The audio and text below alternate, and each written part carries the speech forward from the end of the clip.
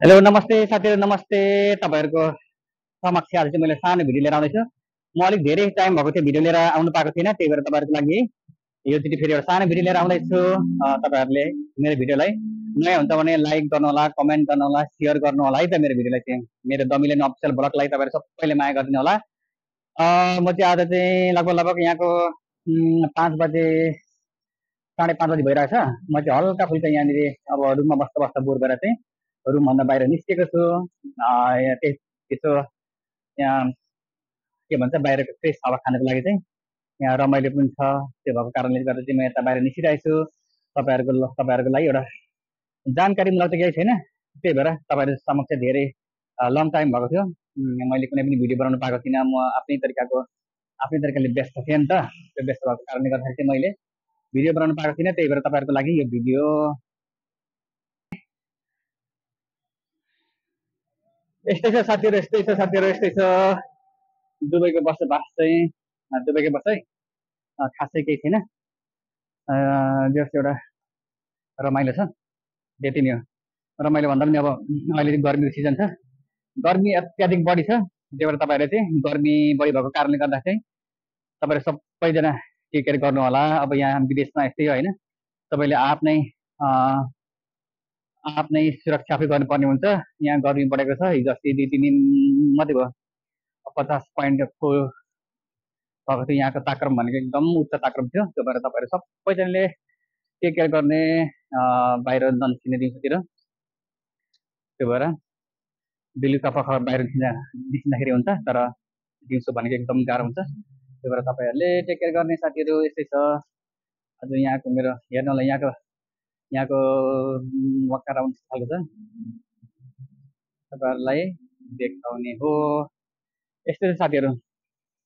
म चाहिँ यसो रमाइलो लाग्यो घुम्नुको लागि आएको। तपाईहरु म पनि इन्जोय गरे, तपाईहरुलाई पनि इन्जोय गराउन चाहिँ आएको वास्तवमा भने यहाँ खासै केही छैन।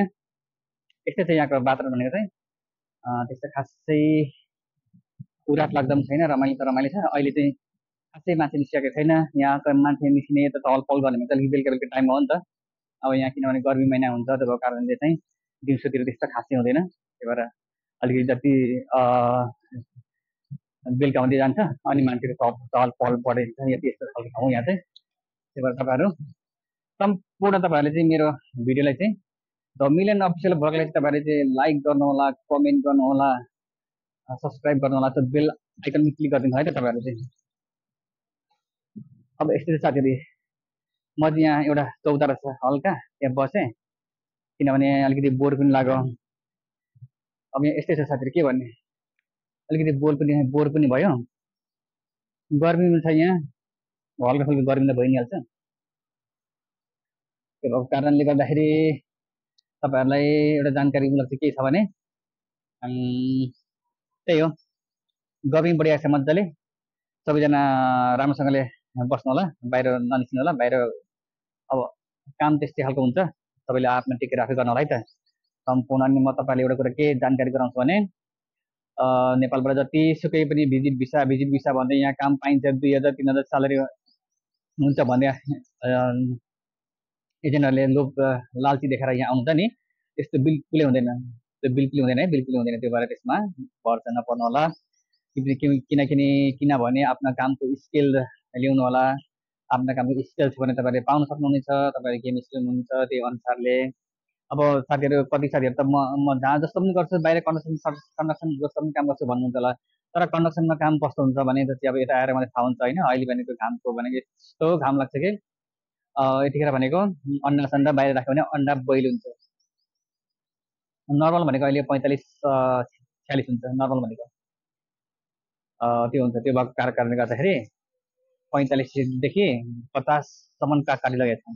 त्यो भएको कारणले गर्दाखेरि जस्तो पनि काम गर्न सक्छु भनेर चाहिँ खासै नआउनु होला है। सबैले इन्डोर पर पनि ठिकै छ हैन, इन्डोर पर पनि ठिकै छ, राम्रै छ। तपाईहरु आउनु होला, तर त्यो दलेकोमा परेर चाहिँ लालचीमा परेर चाहिँ 2 लाख 3 लाख कमाइन्छ, 2000-3000 2500 स्यालेरी पाइन्छ, भिजिट भिसामा जानुपर्छ, काम तुरुन्त मिलिहाल्छ भने त्यस्तो खालको चाहिँ गफमा कोही पनि नआउनु होला। यहाँ भने जस्तो सजिलो छैन, यहाँ मात्रै होइन जहाँ पनि भने जस्तो सजिलो छैन। तपाईहरुको एउटा कामको स्किल छ भने आउनु होला, कामको स्किल छ भने त्यही खालको तरिकाले आउनु होला। त्यही हो। अब यहाँ आएर अब के भन्छ, कति प्राय दुःख पाइरहेका छन्, कतिखेर भिजा नलागिरहेको छ, कतिपय के आफ्नै किसिमले समस्या परेर मान्छेहरू धेरै बिजोग गरेर बस्नु भन्दा चाहिँ बरु सोचेरै आउनु होला भन्छ है त साथीहरूलाई पनि। ल त तपाईँहरू सबैजनाले यो द मिलन अफिसियल ब्लगलाई चाहिँ सेयर गरिदिनु होला, कपी गरेर गर्नु होला, बेल आइकनमा क्लिक गरिदिनु होला। आजको भिडियो मेरो यति नै, फेरि अर्को भिडियोमा आउनेछु। Okay, by by.